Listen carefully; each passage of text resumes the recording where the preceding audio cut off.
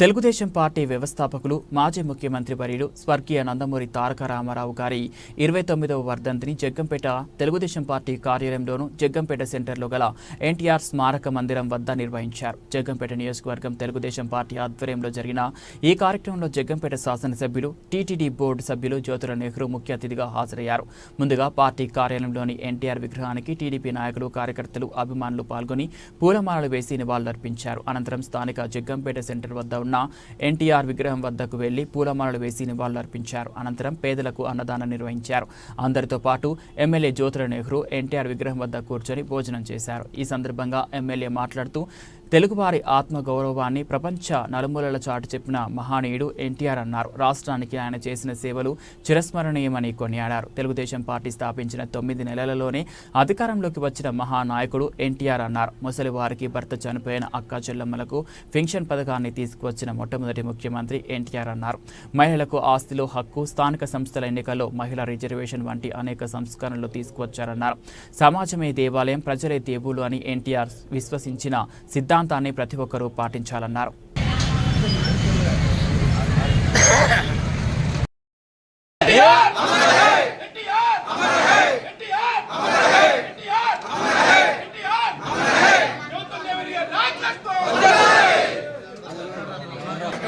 జనాలు కవర్ చేస్తే ఎవరు గారు పడ్డావు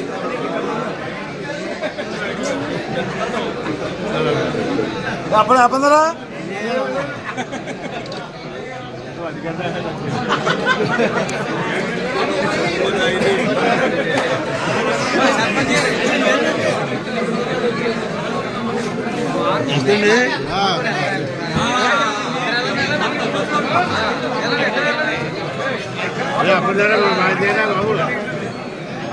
ఎమ్మెల్యే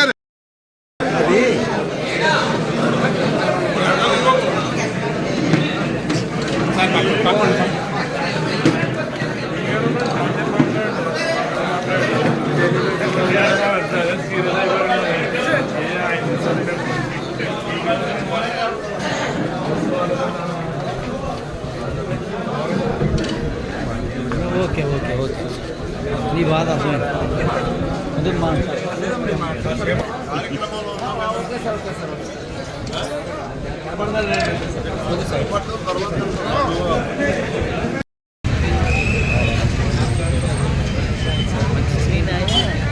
సరే నేను ఇస్తాను, ఇప్పుడు ఇస్తాను.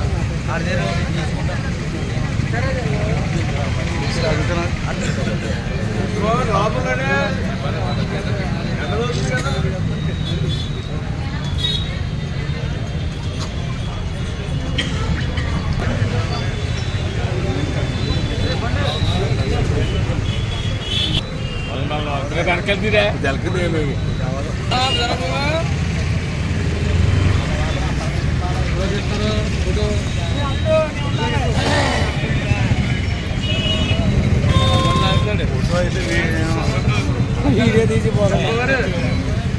లేటెస్ట్ వచ్చారు.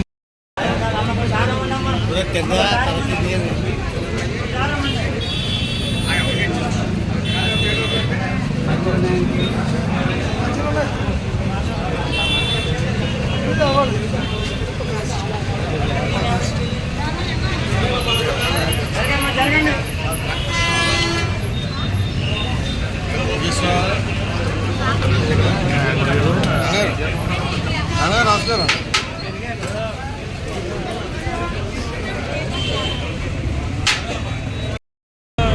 ఎన్టీఆర్ ఎన్టీఆర్ ఎన్టీఆర్ ఎన్టీఆర్ తెలుగుదేశం తెలుగుదేశం నారా చంద్రబాబు నాయుడు గారి నాయకత్వం, జ్యోతుల నెహ్రూ గారి నాయకత్వం, ఎన్టీఆర్ ఎన్టీఆర్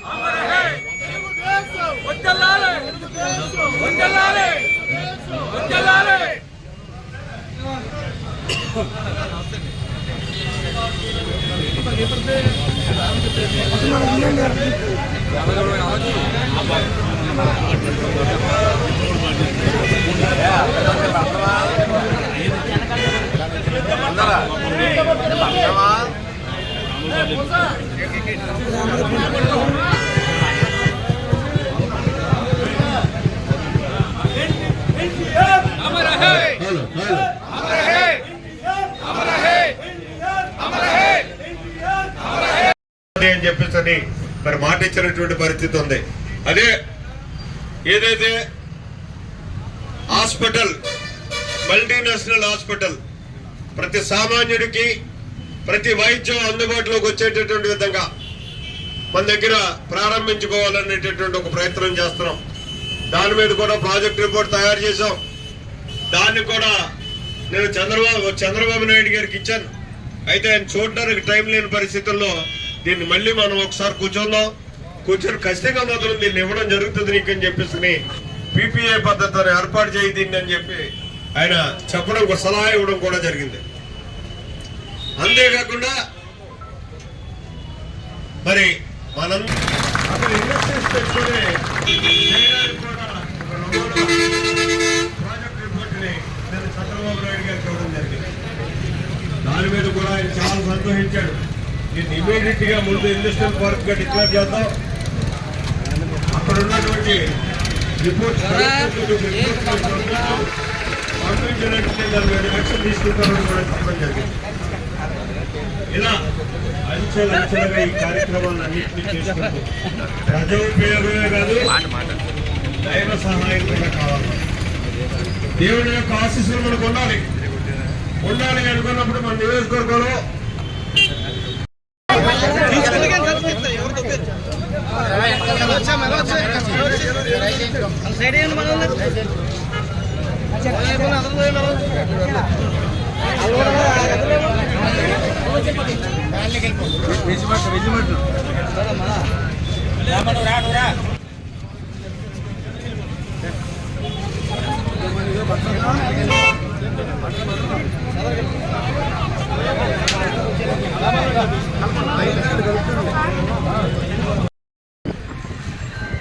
ఆంధ్రప్రదేశ్ చరిత్రలోనే ఒక దుర్దినం.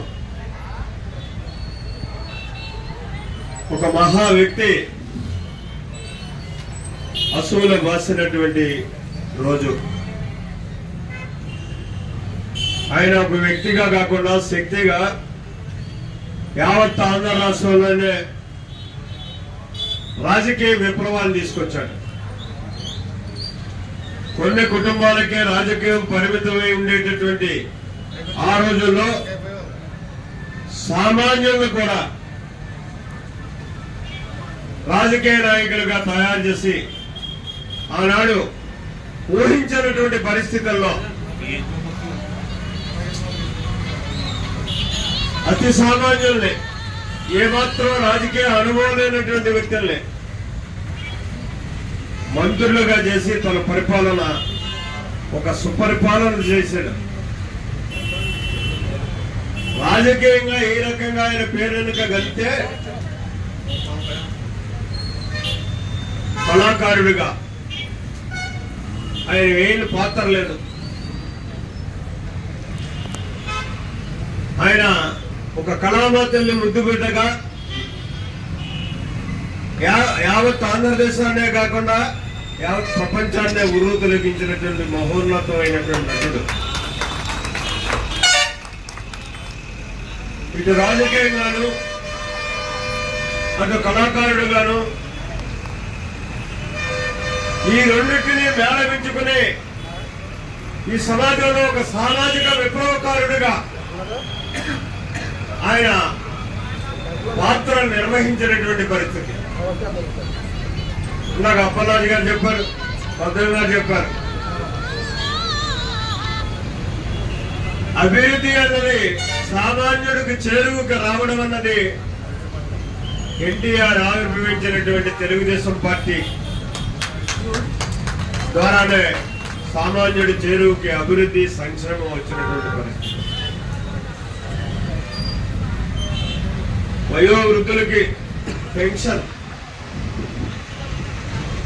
రైతాంగానికి నీటి కరువు లేకుండా చేయడం, ఇలా అందరికీ అన్ని రకాలైనటువంటి ఒక సామాజిక విప్లవాన్ని తీసుకొచ్చి ఆయన మహోన్నతుడిగా ఉండడమే కాకుండా మనకి వేళ 45 సంవత్సరాలుగా రాజకీయ పార్టీగా ఈ ఆంధ్ర అతి సామాన్యుడు కూడా కల్పించగలిగినటువంటి ఇది ఒక పొలిటికల్ కాలేజీ అని కూడా చెప్పొచ్చు తెలుగుదేశం పార్టీని. దాన్ని స్థాపించినటువంటి మహనీయుడు ఎన్టీ రామారావు. ఆయన 29 సంవత్సరాలు అయి చనిపోయారు. మనిషి చనిపోయాడు తప్పించి మనిషి యొక్క చరిత్ర మాత్రం ఎక్కడా చెరపలేకపోయాం. ఎన్నో ఎత్తులేశారు, ఎన్నో కురెత్తులేశారు.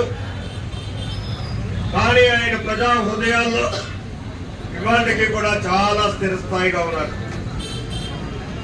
ఆయన స్థాపించినటువంటి తెలుగుదేశం ద్వారా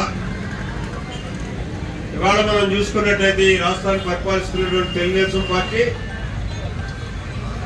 కూటమి సమైక్యతతో పాలన సాగిస్తున్నటువంటి చంద్రబాబు నాయుడు గారి యొక్క నేతృత్వంలో ఆశ్చర్యం వేస్తుంది. 7 మాసాల కాల వ్యవధిలో ఈ వ్యవస్థను చిన్నాభిన్నం చేసినటువంటి ఒక దుర్మార్గపు పాలన నుంచి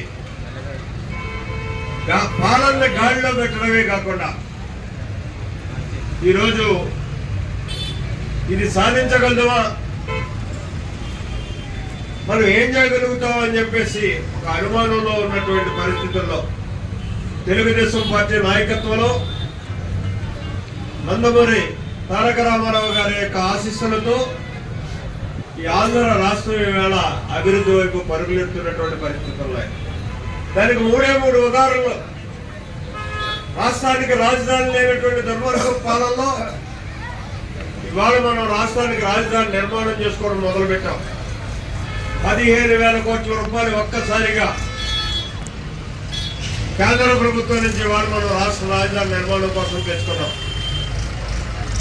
అలాగే మనకు వరప్రసాదమైనటువంటి యావత్ ఆంధ్ర రాష్ట్రానికి కూడా సస్యశ్యామలం చేయగలిగేటటువంటి పోలవరం ప్రాజెక్టు నిర్మాణాలు కూడా ఈ రోజే మనం మళ్ళీ తిరిగి ప్రారంభం చేసుకుంటున్నాం. పనులు 11,000 కోట్ల రూపాయలు కేంద్ర ప్రభుత్వం నుంచి ఇవాళ పోలవరం ప్రాజెక్టు తెచ్చుకున్నటువంటి పరిస్థితులు ఉన్నాయి. ఇదే కాదు, ఆంధ్రుల యొక్క రక్తార్పణతో ప్రాణార్పణతో మనం సంపాదించుకున్నటువంటి ఆంధ్రులు హక్కుగా సంపాదించుకున్నటువంటి విశాఖ స్టీల్ ప్లాంట్ ఏమైపోతాం అనేటటువంటి ఒక అయోమయ పరిస్థితుల్లో గత పాలనలో ఉంటే ఇవాళ స్టీల్ ప్లాంట్కి మళ్ళీ 20 సంవత్సరాలు జీవం పోసినటువంటి ఇది తెలుగుదేశం పార్టీ కూటమి సమైక్యతతో తెచ్చుకున్నటువంటి గొప్పతనం.